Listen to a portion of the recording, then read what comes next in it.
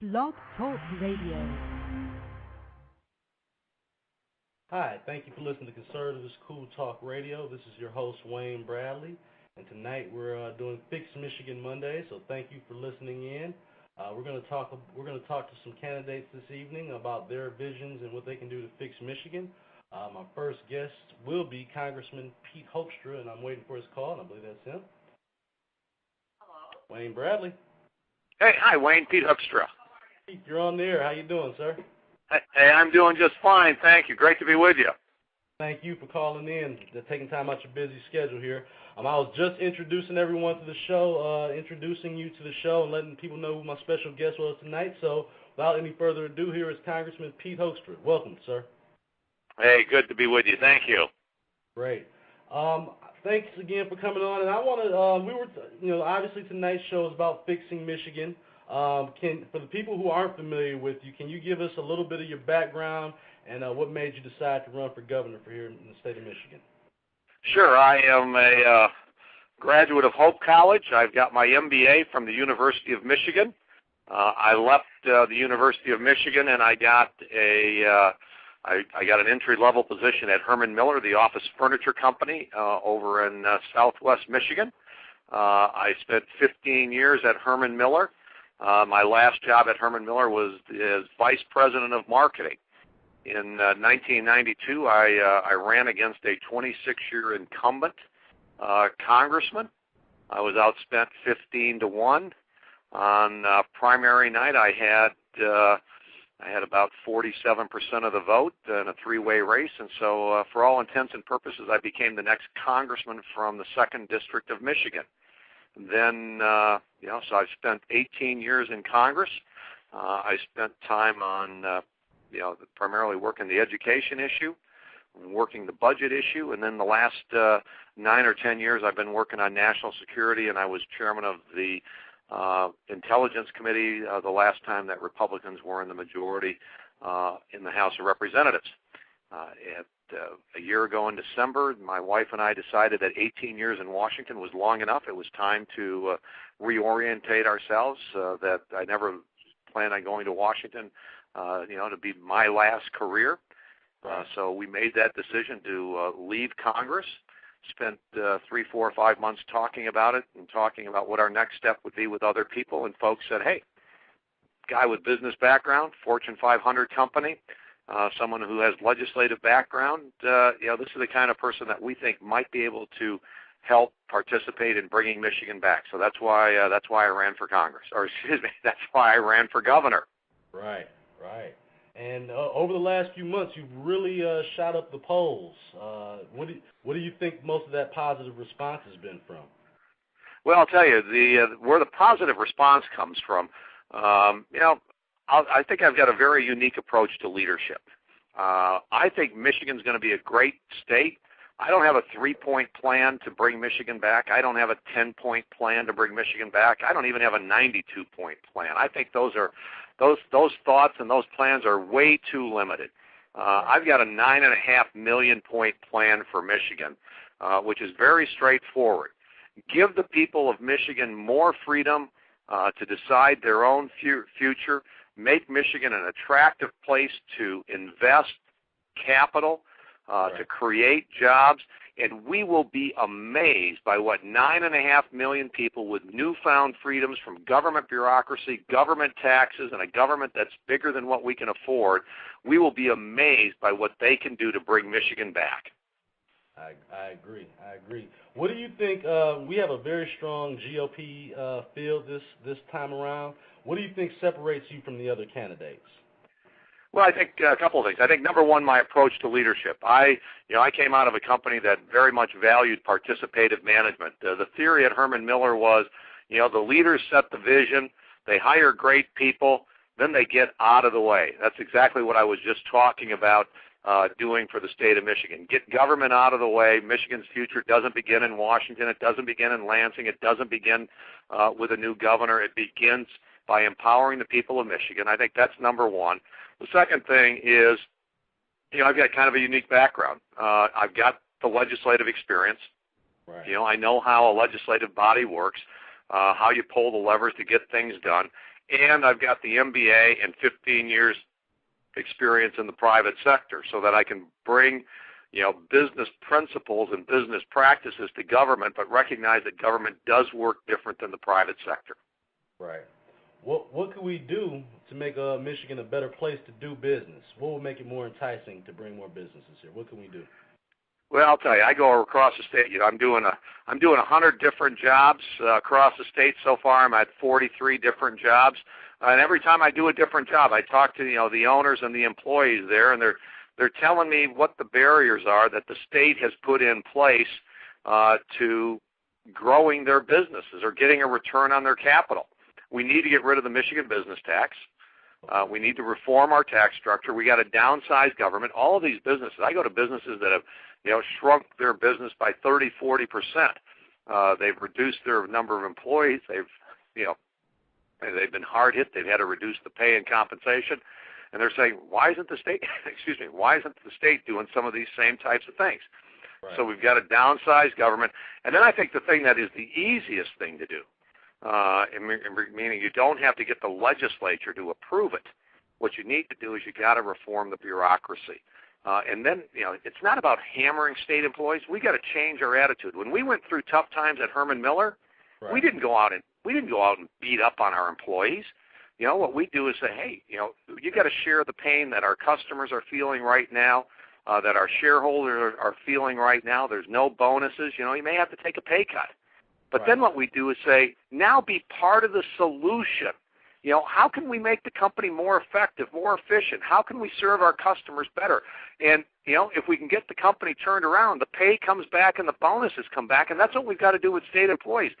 I hear so many people getting up and proudly thumping their chest and say, we're going to cut employees and we're going to cut their pay, and it's kind of like, yeah, you may have to do that, but that's not the long-term vision for state employees or for our state. The challenge to state employees is you understand the state, you understand the rules and the regulations and the costs of doing business in this state. Help us fix it. Give us 100,000 ideas of ways that we can make business or Michigan more business friendly. Let's unleash the potential of this state, and let's have state employees help make that a reality rather than continuing to be a barrier to that. Right. Now, a lot of those state jobs that were, like I said, that you would feasibly maybe ask them to take possibly a pay cut or something like that, they're all pretty much union jobs. How much are unions affecting the job market here in Michigan, and do they potentially scare away other businesses from coming in? Well, I think for some businesses, they'll look at it and they'll say, hey, the unions they're going to be scared of unions. But I've got companies in my district that are union, and I've got companies that are non-union. And the management of the well-run companies that are union companies, they will say, hey, this is all about leadership. It is all about management. That it doesn't make. I was just talking to one of my plant managers for a paper plant, and he's saying, hey, Pete, this is a union plant. I don't care if we have right to work or not. I've made this plant successful because I dealt with the unions, and they recognized that if they didn't work with me, the plant was going to shut down. And we went to being one of the least efficient plants in this company's network of paper plants around the country. He said, now we're the second most productive plant in the country, and it's all about leadership, and it's all about management and workers working together. It had nothing to do with us, whether we were union or not. I could have done the same thing with a non-union workforce. He said, I also could have had a non-union workforce with lousy management, and, we'd be shutting the place down. So, sure, some companies are afraid of it, but if you've got strong management in both the union and in the company, but focused on the success of the company for the benefit of their customers and their employees, you can be successful. Right. That makes sense. Would you would you be willing to put in an immediate spending freeze if you were elected governor? Yeah, I think that would be one of the things that I would consider. I think because I figure that on January 1, by about 2 o'clock in the afternoon, the state treasurer is going to walk into my office and say, Governor Granholm said that she gave you a balanced budget. Right. We're looking at the numbers, and we just figured out that you've got $1 billion deficit, Pete. You've been governor now for 2 hours. We're $1 billion in debt. Stop whatever you're doing, fix this problem. So we're not. I think the new governor on January 1 is going to have to take a look at not only spending freeze but spending cuts to get the budget back in balance. Where do you see, or where can you identify some of the biggest waste in state government? Well, I think where you've got the biggest waste is, we've got to get state employees' salary and benefits in line with the private sector. Right now, there's too many people in the public sector who are getting wages and benefits which don't even closely resemble what's being provided to similar types of jobs in the private sector. You've got to go after corrections. We're spending significantly more per prisoner than what other states are. But you've got to take a look at Medicaid spending. The bottom line is, the Senate Republicans, the Senate Republicans have a list of savings that they've identified. The Center for Michigan Politics, they've identified, or Michigan business leaders, they've identified a whole series of savings that can take place. There's a laundry list of savings that have been articulated by various groups. I figure if you take a look at it and you implement 1/3 to half of those cuts or those savings, you'll have more than enough to offset any deficit, and you will have some money in there to start reducing the Michigan business tax. Exactly. Would you be in favor, I don't know how familiar you are, would you be in favor of implementing or at least considering the fair tax? I really would. And I've said that publicly, and actually right now here on the west side of the state, we've got folks that are running ads against me saying, oh, look at Hoekstra wants to increase the sales tax. What they don't do is they don't tell Paul Harvey's the rest of the story. Because I think the fair tax is so that Pete wants to expand sales tax to services, and he wants to increase your sales tax. And it's like, yes, and I want to get rid of the Michigan business tax, and I want to get rid of your personal income tax, and I want to get rid of the personal property tax, because I want to make Michigan the most attractive place for people to invest capital and to create jobs. So, yes, I am in favor of increasing sales tax. But before I ever did that, I'd make sure we had spending cuts in government, and that we would also have a net tax increase a net tax decrease by going to a fair tax. Okay, and now that's something I was going to ask you about. I wanted to get your opinion on how have you felt about some of these ads that have been almost attacking the very thing that you stand for, as far as your conservative voting records, your fiscal spending. How does that make you feel when you see someone just pretty much trying to possibly distort the truth? Well, I tell you, I go through a whole range of emotions. The first is anger and frustration, because I know that these things do have some impact. And the other one is kind of like, hey, I must be doing something right. I've got a target on my back. And, coming out this early and this negative by someone else's campaign tells me that their campaign's in trouble. They're lashing out desperately. And, these types of things, it says more about their campaign than it says about mine. I've cast a lot of votes in Washington, D.C. They attacked me for one of my votes on, a highway funding bill, and it's kind of like, Pete voted for the bridge to nowhere. Right. It's like, and the Michigan transportation folks came to my support because they said, no, what Pete did is Pete voted, everybody complains about Michigan being a donor state. What does that mean? Michigan sends $1 to Washington for gas taxes, and every time we send $1, we were getting 89 cents back. What Pete voted for was that we would get 93 cents of the dollar back. That generated $239 million a year extra for Michigan to repair bridges and potholes. That's what Pete voted for, to get more of Michigan's money back to Michigan.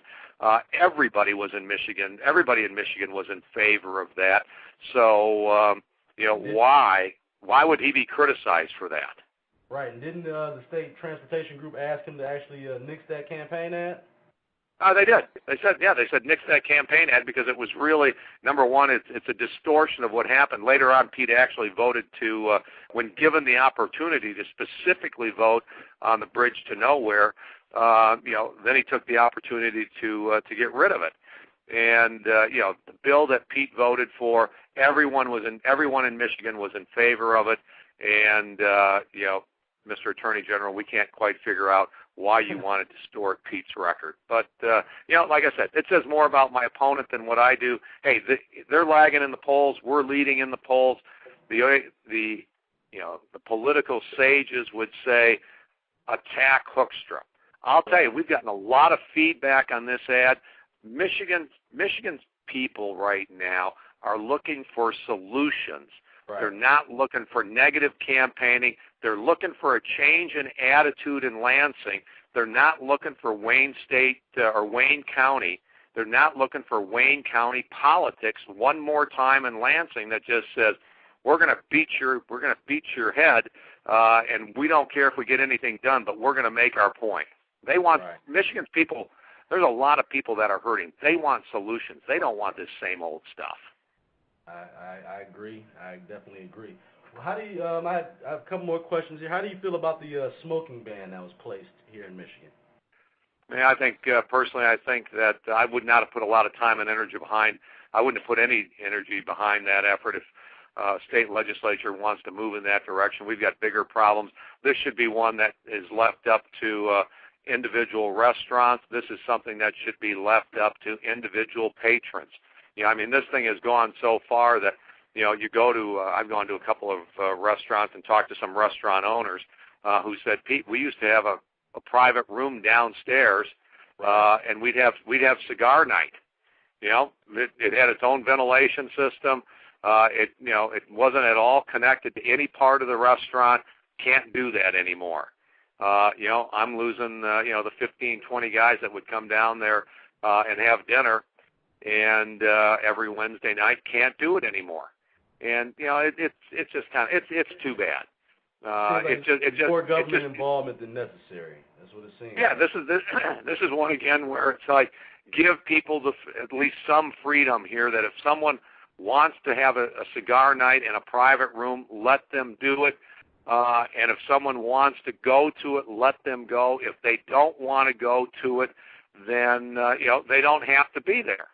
And if somehow some of that smoke or some of that smell leaks into the rest of the restaurant, then someone who's dining up there, they'll say, hey, we're not coming back there. We don't like the smoke. That's what freedom is about. Exactly. And we're just getting into the point we don't need to have government.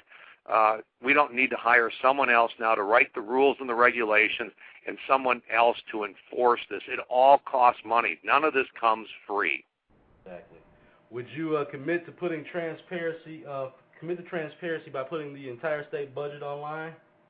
Absolutely. I mean, there may be some legal things that you can't do in terms of payments, to dependents and these types of things in certain kinds of legal matters. But in terms of government expenditures, I would welcome the transparency. Nothing better than having potentially 9.5 million people looking at every dollar that the state spends and them coming up with suggestions as to, hey, Pete, why are you spending here? Here's an idea for a savings. I take it not as a negative. I take it as a real opportunity for the people of Michigan to give you even more ideas as to how to save money and bring efficiency and effectiveness into government. It's not about accountability and those types of things. It's just good government.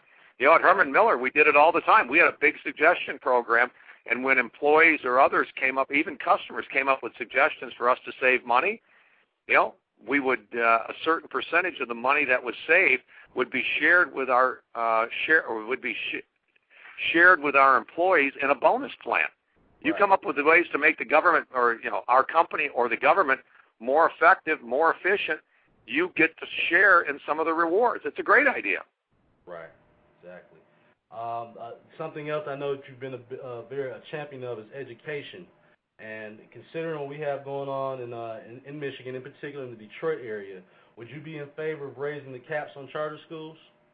I'd be in favor of raising the caps on charter schools, but bottom line is I'm for a strong public school system. I'm for a strong parochial and private school system, and I'm for a program that supports homeschooling. So I'm very much in favor of going back and reworking Proposal A, giving people the freedom and the incentive to invest more in their public schools, but also giving them the freedom and incentive to invest in their parochial school or if they have chosen to homeschool, that they will also receive some, perhaps a tax credit to cover the expenses that they incur when they homeschool. So I'm very much about opening up the education system, giving parents the opportunity and more freedom to make education choices, to pick the right education model for their kids. Right. And I guess that's something else, regarding Detroit. I'm from Detroit. I first want to say thank you for coming down 2 weeks ago you were the only GOP candidate at the NAACP gubernatorial debate. So I want to just personally say thank you for that, because it's those kind of things that show that the differences between you and the other candidates. Would you, with all the problems that are going on in Detroit, do you fully support Second Amendment rights, and do you oppose any efforts to limit those personal freedoms? I've got a lifetime straight A report card from the NRA. We will support and continue to defend the Second Amendment. Absolutely. And talking about the NAACP dinner or the debate, I was there for the dinner. Yes. A lot of times Republicans walk away and say, well, we can't get their votes. It doesn't matter whether we get their votes, we get the votes of people in Detroit or not. What matters is that we go in and we present our ideas, because I think that we have ideas that the people of Detroit and the people of Southeast Michigan and and some of the other distressed areas around the state, we need to go into those. We need to go into that community, share our ideas, learn from them, because we got to solve these problems. When in Detroit, whether it's 1 out of 3 or 1 out of 4 kids graduate, it doesn't matter. It's not good enough. We've got to increase that number and increase it dramatically. I totally agree, and I think that's one. Again, I thank you for coming down and sharing your views, because I do believe people in Detroit are receptive to that, but they just don't believe that, in particular from the GOP, that people care about them. So it does show a lot about you, actually, that you were willing to come there. And again, I thank you for that, because I know that sometimes that's not the easiest situation, but I can appreciate that. I was actually there on a Saturday for a speaking event, so I know the crowd can be tough. Well, that's okay. If as long as they're fair and not mean-spirited, we can learn from each other. Right, exactly. And one more thing, would you ever be in consideration of supporting the death penalty? Historically, I have been opposed to the death penalty. Michigan is kind of unique. I think it may be one of the only states that has never had the death penalty. I'm fine with people who create or commit horrific crimes to locking them up and throwing away the key. But we have a culture and a society today that has so devalued life. I really want to be an advocate for life, and so I've been, a strong pro-life candidate, both at the beginning of life and through life, with no death penalty, and then at the end of life, against assisted suicide. I'm for adoption opportunities and all these kinds of things. I really think life is a special gift from God, and very, very careful when we are men and women to decide to take that decision into our own hands. It's very refreshing to hear someone admit to their Christianity and where it stands in their heart, and I like to hear that. So I can definitely respect that. As far as the health care goes in Michigan, how can this help with the health care bill that the president passed, and obviously right now the Attorney General bringing a lawsuit, do you support that lawsuit, and do you think that that's a good idea?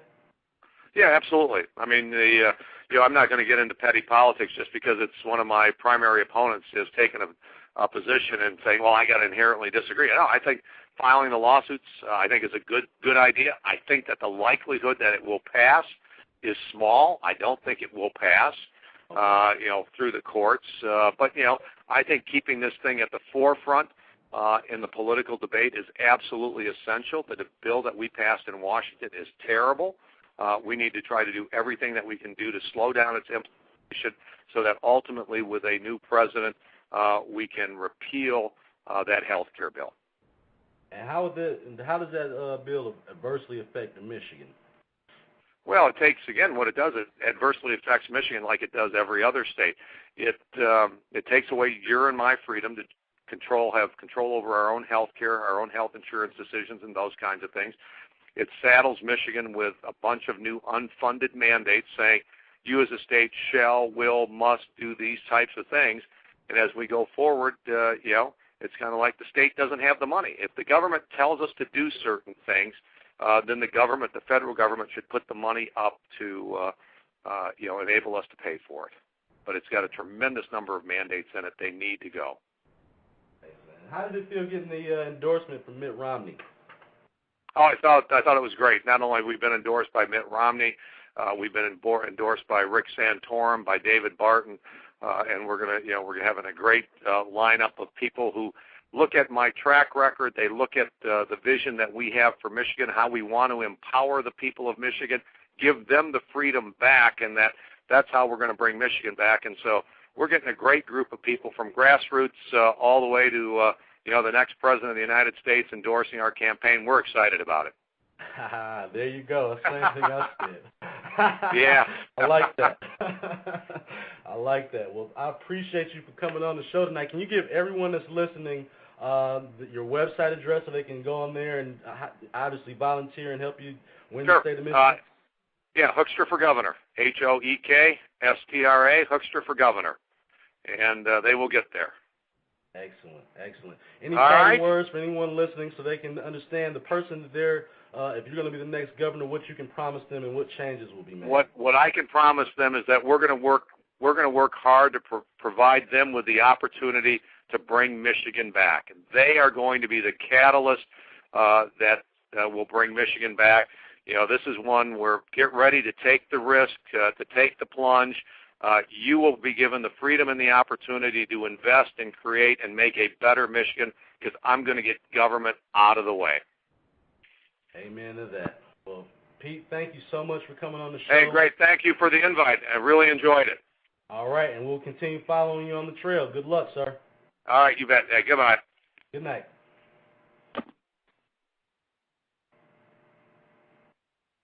All right, that was Pete Hoekstra, gubernatorial candidate and congressman. I think I got a caller here on the line. If you were calling to speak with Pete, I'm sorry I didn't get you on the call-in list, but let me take the call. Caller, you're on the air. Can you hear me? I can hear you. Hey, what's up, Wayne? It's Chris. Hey, Chris, how you doing? Pretty good. I see how you are not letting me talk to Pete. No, that's why I apologize for that. We were just going back and forth, and I was actually studying my notes, trying to make sure I got all my questions in for the gentleman. What you had a question cool. for him? I was just kidding. Oh man, how you doing? Pretty good. I would have liked to have known his background, like what his parents were. Like what maybe his parents were? Like what his dad did and where he came from and stuff like that. Oh, well, I can give you a little bit of that information. Let me see here. I know that he was born to immigrant parents, and he came here when he was 3 years old from the Netherlands. So let me I'll give you the exact information here. So that's kind of like a little bit like Marco Rubio, a little bit. Yep, his exact. Let's see here. Let me give you. He grew up in Western Michigan. His parents immigrated from the Netherlands when he was 3 years old to become proud citizens of the United States. He's been married for over 30 years and has 3 wonderful children. So I'm just kind of reading through the information they sent me before. But is there anything else that I could maybe answer for you? No, that was cool that he was talking about Christianity. Cause it's very, I mean, even if you're not a religious person, you kind of should ought to be looking at that in aspects of it being a right, you know? Yeah, I appreciate someone that's being honest about, I don't have a problem with someone that's a Christian that's not hiding it. And, if you're a proud Christian, there's nothing to be ashamed of, and regardless of your political position, I always tell people that I'm a Christian first, conservative second, and a Republican third. So I have no problem with a candidate that's willing to inject the fact that he's a Christian. Doesn't distort things for me one way or the other. I appreciate that kind of honesty. How do you feel about that? I feel the same. Okay, cool. What's your background? What was your dad? My dad? Well, I'm from Detroit, and my dad is he's a healthcare executive. So. Oh wow. Yeah, I've been watching this video. I get a lot of knowledge of the whole healthcare bill directly from him. So, he's a healthcare exec. He worked for a couple of different health maintenance organizations over the years. So, it just seems like these guys, like you guys have good morals, So just kind of curious as to how you got to where you are now, I always point to my mom, and really a lot of that has to do also with the church I went to growing up, as far as just a clear path of right and wrong, things that are black and white, right and wrong. You make your decisions based on that, and that's kind of like how I've always lived my life. So if I had to give individual, to give someone props for who helped lead me in that direction, it would be my Pastor Ken Hampton in Detroit, and you can probably Google him and you'll find all kind of information. But Pastor Ken Hampton, he was very influential in my, I would consider my walk with conservatism. Very, as far as the church upbringing, and again, my mom, kind of again gave me the barometer on right and wrong and what lines not to cross, and again, then my father, who was just a very strong individual that. I had a lot of different people to soak up that kind of information from. So I guess from that standpoint, I was blessed, very blessed. So you guys now back on your Fix Michigan show. So Michigan's really bad, huh? Yes, it is. We're 15 to 20% unemployment, and people are leaving by the day. So, that's kind of like why I brought on these different candidates to give their ideas on what they can do to fix Michigan. So, have you ever heard of Star Parker? Yes, I have. Star Parker. Yeah. I am actually interviewing her on June 1st.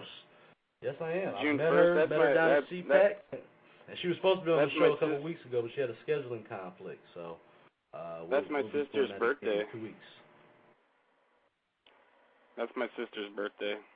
Well, make sure you tell your sister happy birthday for me. But yes, she will be on the June show 1st. that night. What's that? She will definitely be on that show on the Tuesday. Is that the 2nd? Or is that no, June 1st. June 1st. I'm sorry. So yeah, the day before your sister's birthday. I remember because I went to a tea party here in Jacksonville. Jacksonville, Florida, back in April, and Star was the speaker that got to come and talk to the crowd there. Yeah, she's a very passionate and motivating speaker. I've heard her speak before, and her story is amazing. Again, people have different paths that bring them to conservatism, and hers is a very interesting one as well. So I am definitely looking forward to that. Like I said, we were supposed to have her on there a couple weeks ago, but it was a scheduling conflict. So June 1st, Star Parker will definitely be on the show. Thaddeus McCotter will be on here on Thursday. So we're bringing a lot of the different Congress people on here to talk and get their ideas on what we can do to not only fix Michigan, but obviously get this country in the right direction. So the only thing I didn't get to ask Pete about, and I would have liked to ask him about, was the immigration bill. But I'm sure we'll bring Pete on the show and ask him about some of these other things. But, it was primarily a issue on fixing Michigan tonight. So, but I'll definitely, what people ought to do, and I'll start suggesting this, is shooting me emails or shooting me a tweet while I have these people on the air, because sometimes it's hard to, pick up the phone and handle the interview. But if you're sending me questions either through email or on Twitter, I can manage the interviews a lot better. So, but I appreciate you always calling in and following up with me, Chris. Thanks again. Yeah, you're welcome. Linking up the Michael Johns interview, and we're going to work on, like I said, I'm working on Chuck DeVore. I'll send him some emails, so hopefully we can get him on there. But I appreciate all your support, my friend. Yeah, I don't know what's going on with Chuck. I haven't heard anything. I think I ought to look him up and see what's going on there. Well, you just keep doing what you're doing as far as trying and you spreading the word. I do appreciate it. Like I said, without you, I wouldn't have got that Michael Johns interview. So. Yeah, I appreciate you too, Wayne. I appreciate you helping me out, man. I was gonna ask Pete while he was on there, though. I was gonna ask him how your guys' state, you can compare it pretty close to other pretty left-leaning liberal states. Yes. Would you agree? That. Okay, so now you got California. California is, and what other states bankrupt right now? You know? Right. Oh yeah, you'll let these unions run us into the ground if you don't stand up and do something about it. Because I mean, a lot of these jobs are protected by the unions, and that's where I can tell by talking to Pete that that's going to be one of the issues that he's going to battle. He's going to have to fight. When you're asking union people to take salary reductions and things of that nature, it's going to be a battle. But you got to do what you got to do to balance budgets and again get Michigan back in the black as opposed to the red. So it's just going to take some tough decisions, and his voting record, his fiscal record. I have faith in the fact that he should be able to. If he does what he's been doing, he'll get that done. So. Oh yeah, he sounds motivated.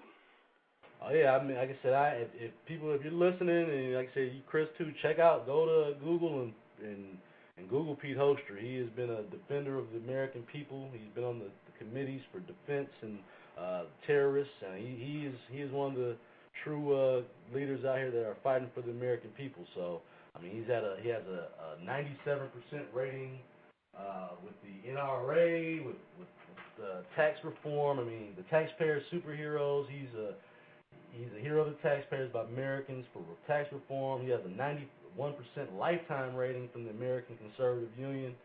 I mean, you can't really ask for more than that from a conservative candidate. So. No, that's a very faithful record. Yeah, you can't beat that. You really can't. Right. And that was one of the things why I asked him about how did he feel about the opponents challenging him to come on about his record when his record is stellar. So I mean it was really, like I said, good interesting feedback on that. But his record is stellar. He's, like I said, his awards include the Friend of Education Award by the Education Freedom Coalition, Friend of Homeschooling by Homeschooling Legal Defense Fund. I mean he's fighting for choice for the American people to give us all the choice, put it back in our hands instead of the government. So.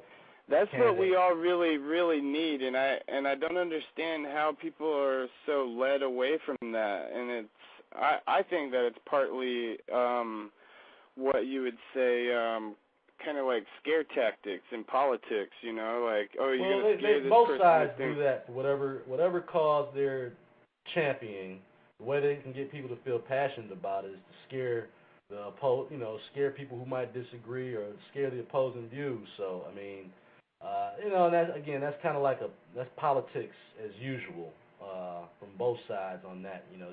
Both sides find hot button issues that they can obviously get people to agree with them on. But I mean, his record again, for Pete, his record is stellar. It speaks for himself. 18 years in Congress, and with lifetime ratings like that, 97% with the NRA. I mean, all the big things that I care about, he does a great job at that. So.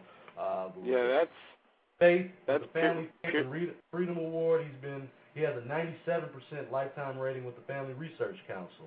So I mean, again, these are stellar awards. It'd be hard for someone to challenge him on his conservative values. You might want to speak more on your campaign as opposed to doing that. So that's why he's run such a good campaign. Is he stayed away from doing the politics and talking bad about the other candidates and just kind of like focusing on his merits, and I think that's the best way to do it. If you went to interview for a job, you would talk about what you're doing, what you can do well. You wouldn't bash the other people applying for the job. So I'm with that theory on how to campaign. And I like what what his stance and position on that. So. I guess if he continues doing it the way he's doing it, he could possibly be the next governor of Michigan. So that's purely conservative. Yeah, and that's again, that'll be his challenge working through if he gets through the primary. Dealing with this is not what I would consider a conservative hotbed, Michigan. So he'll have the challenges of that, but his message is really about making Michigan better. So I think that overall that could carry. So I mean, we have a very strong pool of GOP candidates. Period. This time around, I don't expect it'll be any of the Democratic challengers will be as good as any of our the quality guys that we do have out here. It's just about obviously for the primary, people picking the candidate they're most comfortable with. So, when so do you think? the interview went well, Chris? I did. I think it went smooth. All right, excellent. Did I you really hear liked the Michelle Bachmann interview? I did. I listened to it. Ooh. I told you she was my hero, right? Yes. Hero of mine also. That's why I was very excited to have her on the show. So, again, I'm just trying to bring all the people that I think represent the best of conservative values, and I'll reach out to people on the other side too to try to bring them on here. I haven't had much luck, but you want to bring people on so they can at least speak to their set of values and what their beliefs are, even if I disagree with them. I like to hear them so we can intelligently talk about them and debate them. So, right.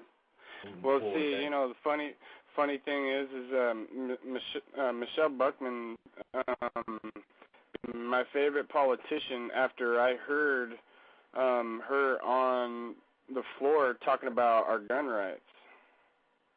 Yep, she's like I said, she's a champion for the people. There's no question about that. So, hey, listen, go ahead. What are you doing? Real quick. I'm about to wrap up the call because I'm about to get off the air soon here. But I wanted to, I appreciate you for calling in, and supporting me on the show, man. Yeah, Wayne, I told you I'd try and give you a call, so. Well, thanks a lot, dude. And like I said, let's try to get these other people on. Let's try to get Jim Judd and a couple other people on the show before this election cycle is out. Okay? Yes, sir. All right. Talk to you later. All right. You have a good night. You too. Bye-bye. All right, folks. Well, I got a few more minutes left on the show here. I want to know how you thought the Pete Hoekstra interview went. Give me a call, 347-996-3175. That is the call-in number. Again, you're more than welcome to call in when we have our guests. Sometimes I do take the calls depending on call volume or the length of the interview. On the shorter interviews, it's harder for me to get all the questions out that we need answered for the people. But feel free to call in, or also, again, shoot me an email at twitterfam@conservativescool.com, or simply just tweet or through the live chat. Let me know what questions you have, and I can always ask our guests on the show the questions directly from the people, because there might be a question that I forgot to ask or something that I overlooked it. It might be important to you, so please feel free to call in. The call-in number is 347-996-3175. I want to issue a special invitation to the Mike Cox campaign to come on the show. You are the last of the GOP candidates, and I really would like to have you on the show to discuss your visions on what you can do to fix Michigan. Again, I invite all the candidates to come on here. I'm looking forward to having the independent candidates, Stacey Mathia. I'm hoping to have her on either next week or the week after that, based on her scheduling. So, again, this is not about just strictly the GOP candidates. Obviously, I feel that they're probably some of the best candidates, but this is about getting them all out there, the independents, any of the Democrats that are willing to come on here. You're more than welcome. I don't ambush anybody. I know where you stand. You know where I stand before you come on the show, so there should be no surprises. So you're more than welcome. Dylan, I'll be reaching out to you, and also the mayor from Lansing. I want to reach out to you to have you come on the show too, because though we might disagree on things, I'm interested to hear what your vision is on fixing Michigan. So with that being said, again, I'm issuing a special invitation to Nick DeLue and Mike Cox and his whole campaign to come on the show. Let's talk about your vision on what you can do to fix Michigan. And I'm interested to hear about that. So, again, I want to thank Pete Hoekstra for coming on the show this evening. I'm looking forward to Pete coming back down to Detroit and doing some campaigning down here. I've got a couple things that hopefully that we can see him down here being involved in. Because, again, the people of Detroit, they want answers, and they need to hear them from all different people and different candidates. So it's encouraging to see some of our GOP leaders coming into the city and actually campaigning here. You got to do that if we're going to have a healthy Michigan. We got to have a healthy Detroit. You got to have a successful Detroit, and there's no way that you can get around that or denying that. So again, I thank Pete Hoekstra for coming on here and talking about what his vision is on fixing Michigan. He's what I call a conservative's conservative. He does not sugarcoat it, and his voting record and his stance, and you can go to his website, truly reflects that. So I respect that.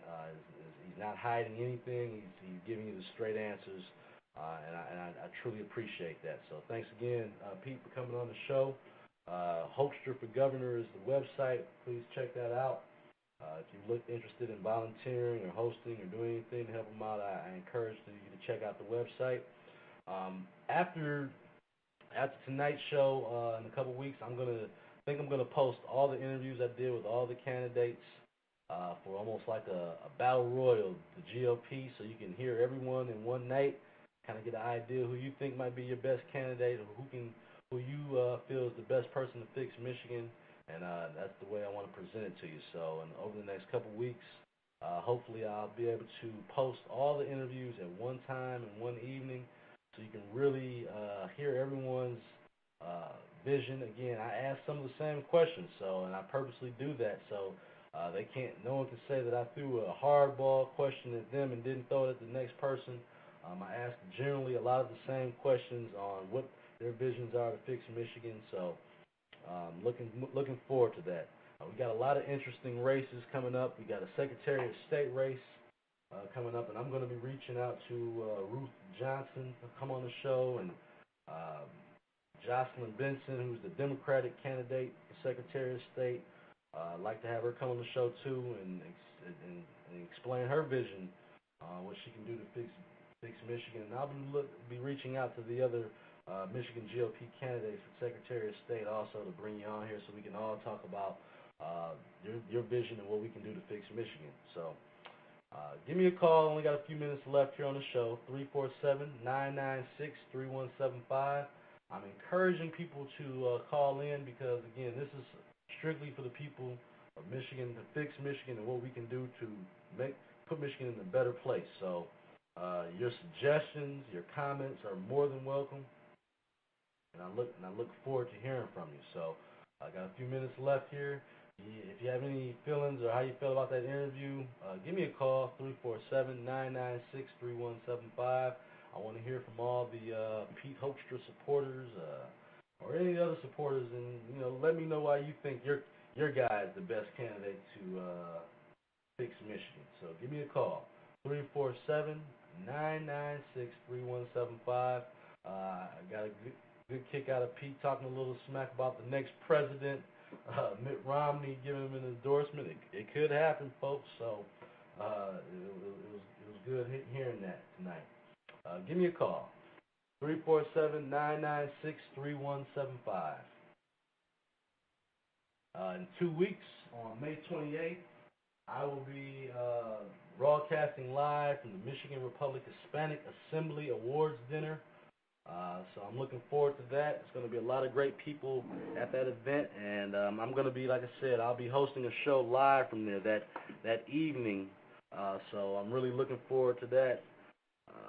Looking forward to, like I said, they're going to have a lot of different awards, Lifetime Achievement Awards, and again, I think that part of my message is kind of bringing together folks, not to be so divisive on things, but bringing folks together so we can figure out the best way, the best candidates to fix Michigan. So with that being said, I'm going to be leaving off the air soon. You know what? Give me a call, 347-996-3175. Kind of quiet tonight. I'm going to the chat rooms and checking out Twitter, see if you got any comments for me here. Next week, next Thursday, I will be having Rick Ector, the NRA instructor and great Twitter friend of mine. He's going to come on the show, and we're going to talk gun rights. We're going to talk gun safety. So I'm looking forward to that interview next week. Rick, glad we finally got the date set up. So we can have you come on. We can talk what we can do to fix Michigan also, but also talk Second Amendment gun rights, one of my favorite topics. So looking forward to that. And we got Thaddeus McCotter coming on this Thursday at 9 p.m. So we're trying to bring you all the best leaders in the state of Michigan to give you their ideas on what they can do to help fix the state, and also the leaders in Congress that help helping fix this country. Also on Thursday's show, and I'm surprised I didn't mention this, obviously, after the Thaddeus McCotter interview, I will have someone else who's someone I believe in, and I think is going to be a great congressman, is Les Phillips down in the 5th District in Alabama. He will be on as my second guest that night, so we're going to have a fun-filled show that night with some great conservative leaders, like I said, Thaddeus McCotter and also Les Phillips, who, again, if you're not familiar with Les, I suggest that you check out Les's show on his website, and all you got to do is Google him. You'll find plenty of his new TV ads. He's in a real battle down there, but he's actually winning in the polls right now. So good luck, Les, down there. Like I said, I plan on supporting you and following you all the way until you have your congressional party winning in Congress. So it's again, he's a true conservative, strictly following the Constitution. I think that's almost something we need to do mandatory now. After speaking with Steve King, these leaders need to all carry a copy of the Constitution in their pockets, because a lot of them seem to be forgetting it. And that's the kind of leaders we need, people that actually adhere to and honor the Constitution instead of looking to be progressive and progress past it. It's very simple. That is the Constitution is just as simple as for a pastor that doesn't use his Bible, doesn't follow his Bible. It's kind of no good to me. It's no good to have political leaders that don't believe in the seriousness and don't follow the Constitution. So, again, it's very refreshing to deal with leaders and people that actually do follow it and try to adhere to it, as opposed to figuring out ways to work around it. So, those are the kind of leaders we need in America, and that's kind of like why the Tea Parties have been so prominent, because they're supporting people that are sticking to the Constitution and are not trying to, again, work around it and figure out ways to sidestep the Constitution, which a lot of our liberal leaders at this point seem to be more than willing to do. Ignore the people, ignore the Constitution, and just implement policy based on what they think is best for the American people. So moving forward, I hope we can continue to put leaders in place that will adhere to the Constitution and not do what, again, with the current administration, and not just administration, the current leadership, majority leadership in the House and the Senate. You have a bunch of people in there that are very liberal, looking, again, to challenge the Constitution in any way they can, work around it. And that's why you need more patriots like Michelle Bachmann and Steve King, people that are actually fighting for the people. So looking forward to having Thaddeus McCotter on the show this Thursday so we can talk more in depth about that, and obviously Les Phillips. So if you get a chance, go to the website, conservativescool.com. We've been adding new things to it lately. I'm going to be going on there, I think, tomorrow night with a couple of rants, updating some things. I want to talk a little bit more about the immigration policy, because I really do think it's not a simple solution, but it's some things that our government could do that could take some of the debate out of what's going on now in Arizona. And obviously, if our government, and again, I'm not going to throw all this on President Obama, because we've been dealing with this immigration problem for a lot longer. Now, that's one issue that I will not throw in the lap of President Obama and believe that's strictly his responsibility. Obviously, President Bush before him did not do a good enough job of implementing tough immigration reform and enforcing the laws, essentially. I mean, that's the bigger issue, is that we need to do a better job of enforcing our immigration, the current laws that are in the book. I mean, people, if you go to other countries, and I challenge people to find this out, you go to another country and say you're going to stay there illegally and, sneak in, that won't work.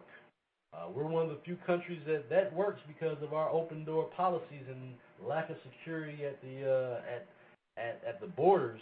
And the more people realize this, the more we should be making noise about it.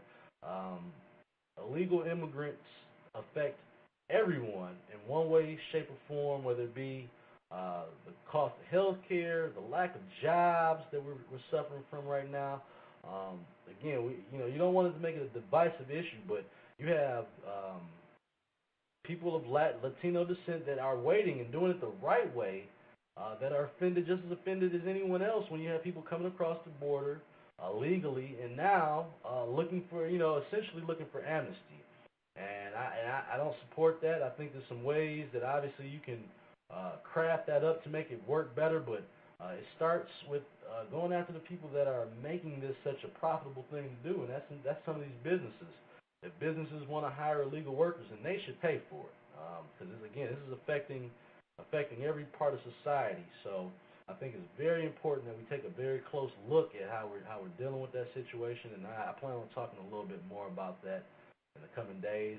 I'm not totally comfortable with the way this is set up now. The idea of it not being any, profiling. That's not being practical and not realistic of the situation. Again, I've heard that scenario a couple times. You're not going to find people getting pulled over that are not of Latino descent, asking them, are they immigrants from from the Netherlands or something of that nature. That's just not going to happen. So while they can say they don't mean to profile people, that is what's going to happen. And I think that again, if the federal government stepped up, then Arizona wouldn't have to do that. But you can't be mad at Arizona because this is the will of the people. This is what overwhelmingly the people of Arizona have asked for. So, again, if the federal government has a problem with it, maybe they should get more involved as opposed to cracking jokes on Arizona and that sort of thing. Get involved, make some differences, and I want to talk about that a little bit more. I'm going to talk about a few things over the next couple of days. I want to congratulate the Miss USA who was from Michigan. Again, I know some people probably might have an issue with that because of her ethnicity or her background. I don't. This is what makes America great.